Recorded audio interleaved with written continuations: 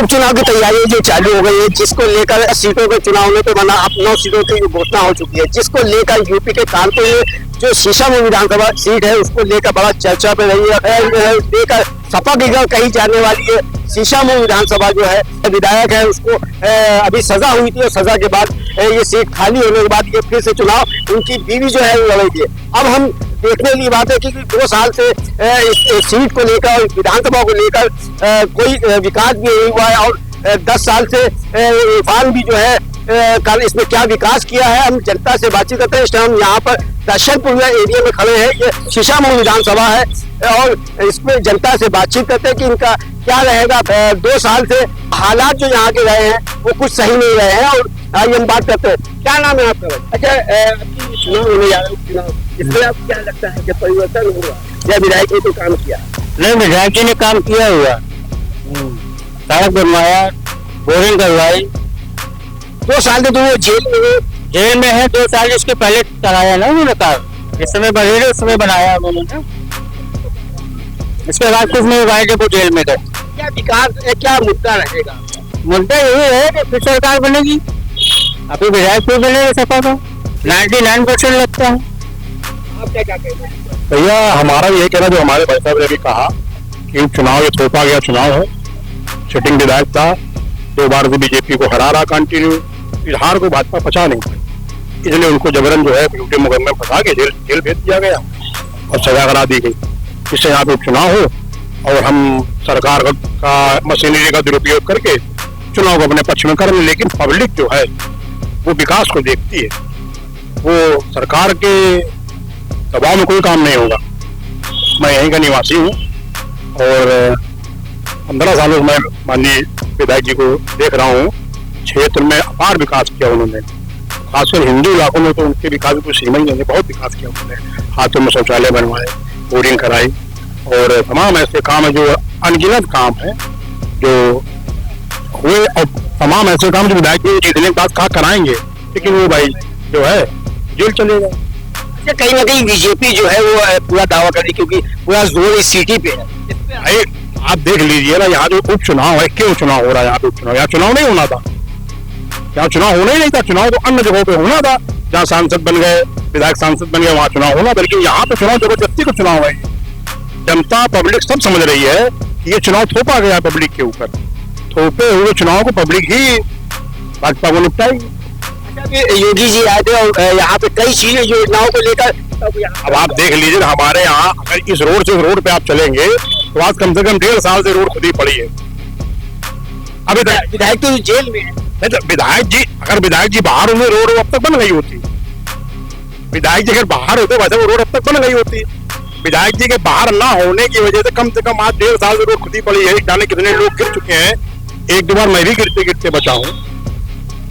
अब चुनाव होना है तो पैचवर्क चल रहा है, डांबरीकरण हो रहा, पब्लिक सब देख रही है। इनके झांसे में अब तक आने वाली नहीं है। क्या लगता है कि आपकी कुछ परिवर्तन, क्योंकि कहीं ना कहीं यहाँ जनता जो है सबसे ज्यादा जनता पीड़ित है। हाँ तो जनता पीड़ित है, जनता जवाब देगी भाई। इन हाथों में कौन काम कराएगा? 2 साल विधायक के अंदर है, इन हाथों तमाम ऐसे काम पड़े हैं, पेंडिंग पड़े, इनको कोई देखा ही नहीं। अगर विधायक जी बाहर होते आज ये हाथ से चमक रहे होते तो जनता इनको वोट के रूप में जवाब देगी और विधायक जी की जो बनी है नसीम सोलंकी जी बम्पर वोटों जीतेंगे। कहीं ना कहीं पार्टी में आपस में कुछ नहीं, सब ठीक चल रहा है। जो हुआ तो भाजपा मची है भाई साहब। अभी तो 85 नहीं तय कर पाई है किसको उतारना किसको नहीं उतारना। 13 तारीख को चुनाव घोषणा हो गई, निर्वाचन आयोग ने चुनाव घोषणा कर दी है और तक बीजेपी 85 ने फाइनल हो पाया है। तो यहीं से आप आइडिया लगा लीजिए, बीजेपी ने पहले अपने सब डाल दिए हैं। राशन दे रही है और राशन वाले जहाँ देखो तो एक तो फिर कि राशन वाले क्या देखे, इस हाथे के अंदर देखिए जाके सुलभ शौचालय है, पानी नहीं है आदमी जाने के लिए है। ये क्या है?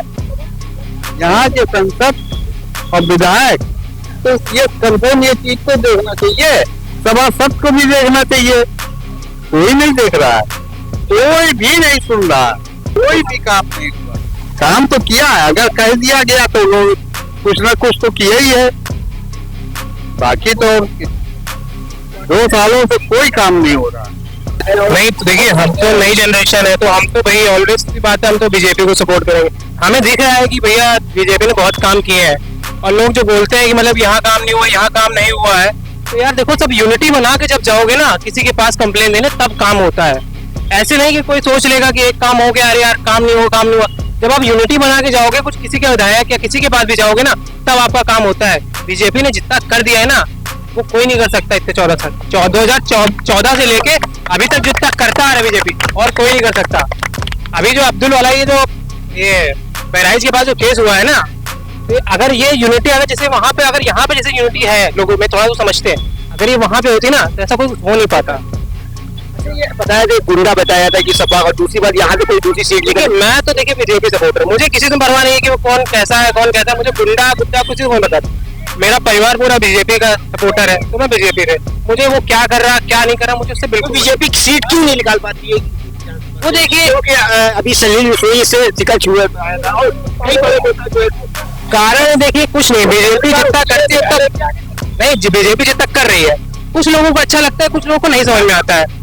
आजकल की जो जनरेशन है उसको समझ में आ रहा है कि हाँ बीजेपी कर रही है, तो वो कर रही है। लेकिन जो उसके फैमिली मेंबर है, वो लोग पुराने जनरेशन के, उनको लगता है कि यार नहीं, ये नहीं, सपा में देंगे, इनको देंगे।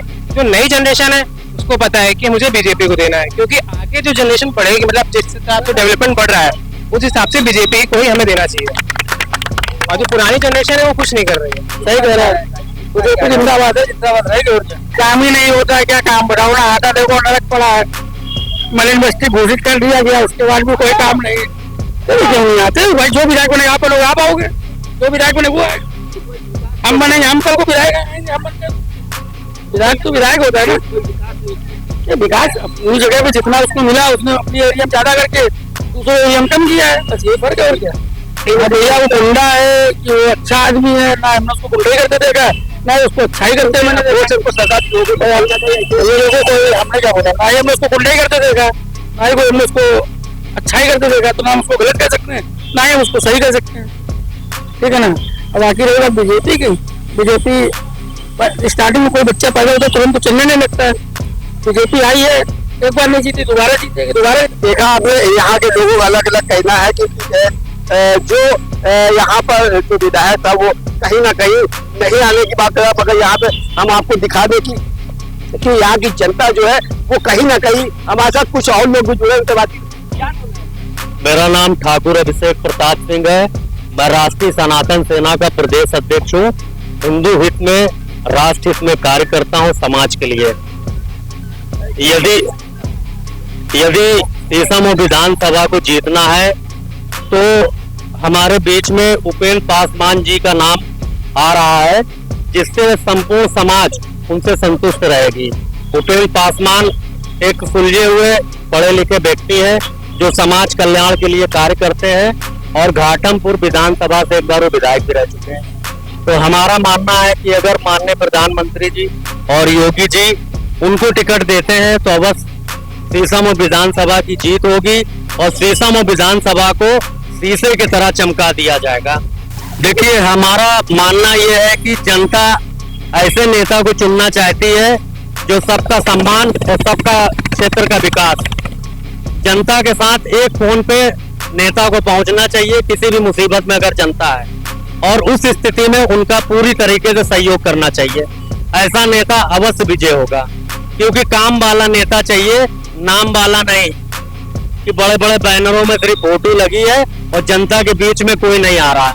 जनता के बीच में एक कुशल नेता का अर्थ यही होता है कि वो जनता के बीच में जाकर समाज कल्याण का कार्य करे और समाज के दुख सुख को बांटकर और उसकी संतुष्टि करे। देखिए, अब जनता की पहली इच्छा यही है कि हमारे बीच में ऐसा नेता आए जो हमारे साथ खड़ा होकर हमारे दुख सुख में शामिल हो।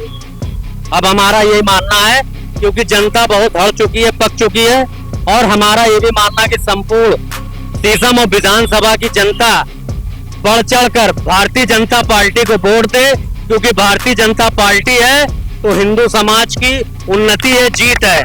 न तो ये समाज पूरी तरह से नष्ट हो जाएगा। इस देश के अंदर केवल एक ही ऐसी पार्टी है जो हिंदू हित के लिए, हिंदू राष्ट्र के लिए, हिंदू धर्म के लिए काम कर रही है, और कोई पार्टी नहीं। क्योंकि सनातन ये देश केवल भारतवर्ष में हिंदू समाज का है और इस देश को बांटने का कार्य ना ही सपा करे, ना ही बसपा करे, ना ही कांग्रेस करे। ये केवल हिंदुओं का देश है और हिंदुओं का ही रहेगा। अब के चुनाव में मुद्दे जमीन, सड़क, रोड, जल, पानी और समाज कल्याण हेतु जो गरीबों की समस्याएं हैं उस मुद्दे पे काम होगा। जो मुख्य समस्याएं हैं जैसे प्रधानमंत्री आवास योजना चल रही है, ये गरीबों को मिलना चाहिए। मुख्यमंत्री आश्रय योजना चल रही है, ये गरीबों को मिलना चाहिए।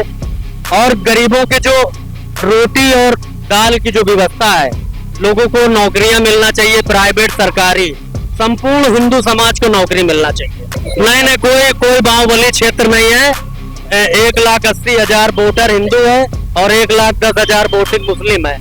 लेकिन क्या है कि जब हिंदू पूरी तरह से एकजुट होकर एक तरफा वोट करेगा तो अवश्य जीत होगी। देखा आपने, उनका ये कहना है कि कहीं ना कहीं लोगों की समस्याएं जो है वो काफी हैं और क्षेत्र में कोई विकास भी नहीं हुआ है। देखने की बात है कि जब कुछ ही दिन पहले चुनाव होने हैं और चुनाव के बाद किसके सर चेहरा बनेगा, किसमें साथ पड़ना है, वो तो देखने की बात होगी। कैमरामैन मनोज के साथ कमल आलम, JK न्यूज, कानपुर।